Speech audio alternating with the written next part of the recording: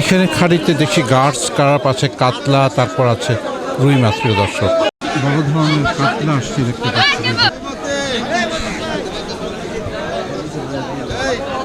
কি জন্য নির্ধারিত দোকানে নিয়ে আসলো।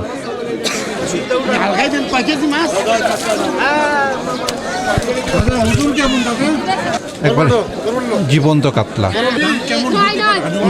9 কেজি। 9 কেজির মতো ওজন।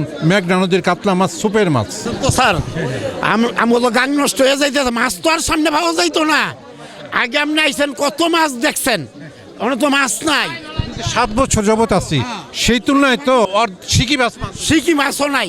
আগে আইলে বোয়ালে শীতলে বইরা থাকছে গাছ, এই ভাগে ভাগে 2-1টা মাছ আইয়ে স্যার।